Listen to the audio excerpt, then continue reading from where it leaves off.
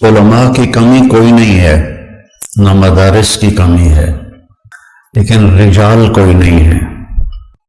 وہ لوگ وہ نوجوان جو اللہ کے سامنے کھڑے ہوں تو اللہ بھی کہے خدا بندے سے خود پوچھے بتا تیری رضا کیا ہے، میرا بندہ بول کیا چاہتا ہے۔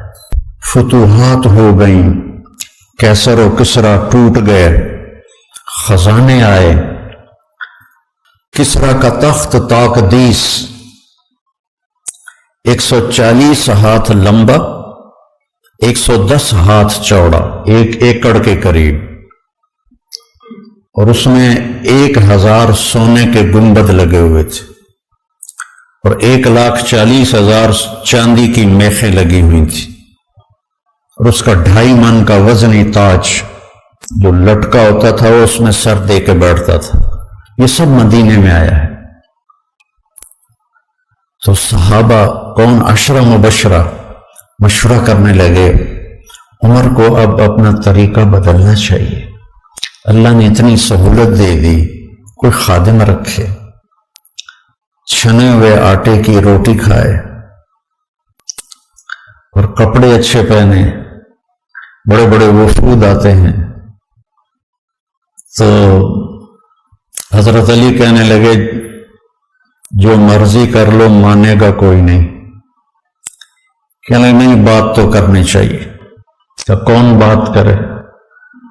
کہا حفصہ اور عائشہ رضی اللہ عنہ، ایک بیٹی ہیں اور ازواج مطہرات میں سے ہیں، دوسری محبوب بہ رسول ہیں، تو ان دونوں کو تیار کیا گیا۔ یہ دونوں تشریف لائیں تو حضرت عمر گنجے ہو گئے تھے، آخر لیٹے ہوئے تھے، اٹھ کے بیٹھ گئے۔ تو حضرت عائشہ متکلم بنی کہ امیر المومنین آپ سے ایک بات کرنی ہے، کہو۔ اللہ تعالیٰ نے ہمارے نبی کے دور میں دنیا نہ بھیجی، نہ انہوں نے دنیا کا ارادہ کیا، وہ ایسے ہی چلے گئے۔ میرے باپ کا زمانہ آیا، اللہ نے دنیا نہ بھیجی، نہ انہوں نے ارادہ کیا، تو وہ بھی ویسے ہی چلے گئے۔ اب اللہ تعالیٰ نے آپ پر دنیا کے دروازے کھول دیے ہیں، فتوحات کے دروازے کھول دیے ہیں، اب آپ اپنے اوپر رحم کریں۔ ارفق بنفسک، اچھا کھانا کھائیں، چھنے ہوئے آٹے کی روٹی کھائیں، اچھا کپڑا پہنیں، بڑے بڑے وفود آتے ہیں آپ سے ملنے کے لیے، اور اپنے لیے کوئی خادم رکھیں جو آپ کی خدمت کرے۔ آپ کی عمر کا بھی تقاضا ہے۔ تو حضرت عمر کا رنگ ایسے بدل رہا۔ جب حضرت عائشہ نے بات ختم کی تو کہنے لگے مجھے بتاؤ تمہیں کس نے بھیجا ہے؟ کہنے لگی کوئی ہاں نہ کرو گے تو ہم بتائیں گے، ویسے تو نہیں بتائیں گے۔ فرمانے لگے اگر مجھے بتا دو نا تو میں مار مار کے ان کے چہرے لہو لہان کر دوں۔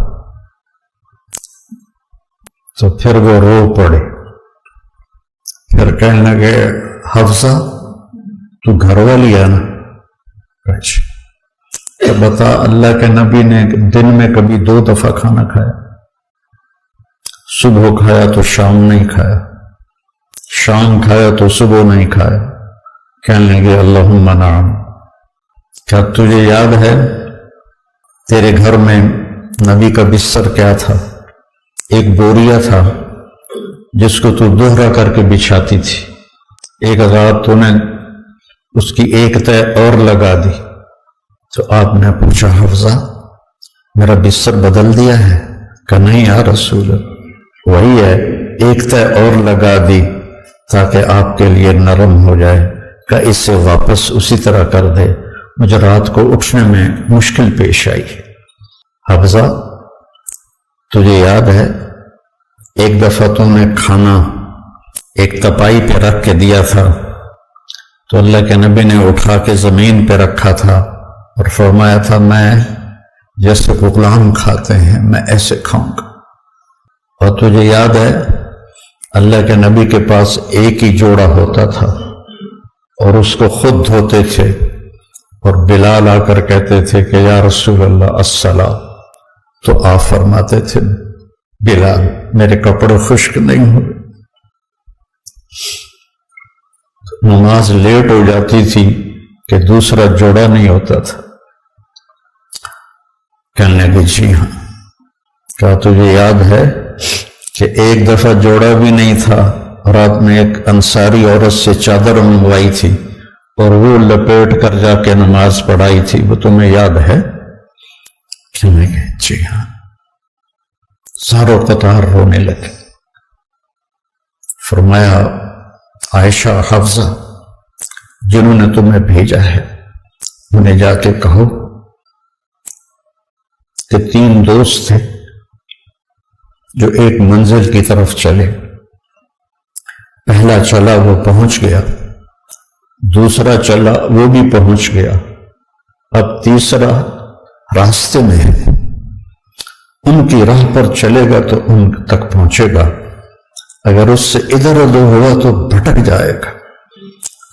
والذی نفسی بیدہ لأکرہن نفسی علی ما انا علیہ، اس ذات کی قسم جس کے قبضہ میں میری جان، میں اپنی جان کو اسی طرح کھپاؤں گا جس پر میں ہوں، یہاں تک کہ میرا اللہ مجھے میرے ساتھیوں سے ملا دے۔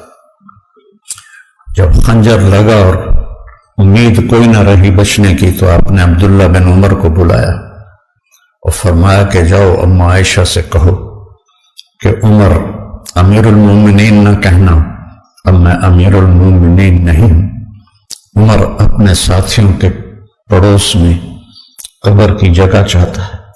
جب وہ تشریف لے گئے تو حضرت عائشہ بھی رو رہی تھی، تو انہوں نے بھی روتے ہوئے عرض کی اما جان میرا باپ عمر بن خطاب اپنے ساتھیوں کا پڑوس چاہتا ہے۔ تو حضرت عائشہ پھر رونے لگی کہ یہ جگہ تو میں نے اپنے لیے رکھی ہوئی تھی کہ میں اپنے باپ اور خامد کے ساتھ میری قبر بن جائے، لیکن عمر مجھ سے زیادہ حقدار ہے، مرحبا بہ۔ جب وہ آئے تو ان کو حضرت عمر کو بتایا کہ اجازت ہو گئی ہے۔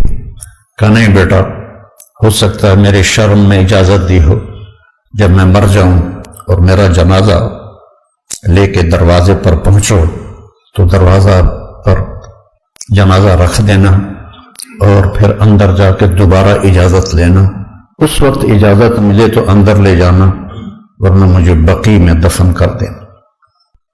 حضرت علی اور حضرت حسن آئے تو گھبراہٹ دیکھی تو حضرت علی نے فرمایا موت سے ڈر گئے ہو؟ تو سنو نہیں، موت سے نہیں، ما بعد الموت سے ڈر رہا۔ کون ہے؟ لو کان بعدی نبی لکان بول لکان عمر، کہہ رہا موت نہیں، موت کے بعد سے ڈر رہا۔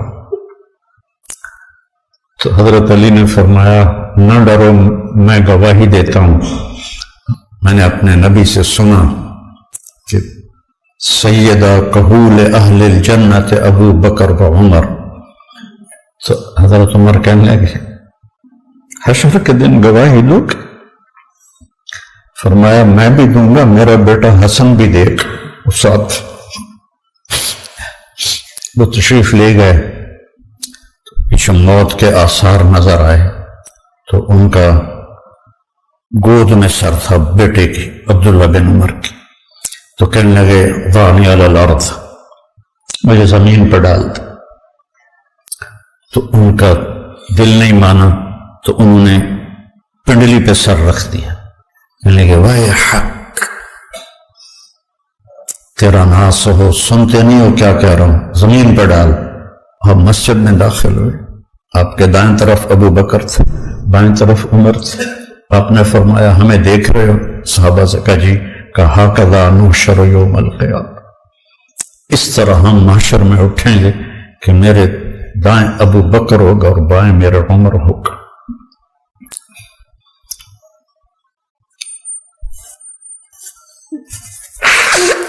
آپ نے حضرت حفصہ کو طلاق دی تو اللہ کا فرشتہ آیا کہ میرے عمر کو تکلیف ہوگی، رجوع کرو،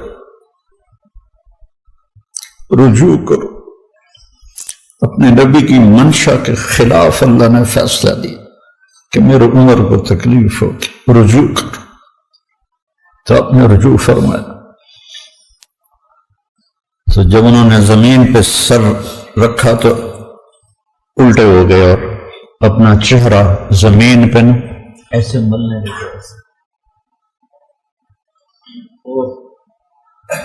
کہنے لگے ویل لک ولامک یا عمر ان لم یغفر لک ربک، ویل لک ولامک یا عمر ان لم یغفر لک ربک، ویل لک ولامک یا عمر ان لم یغفر لک ربک۔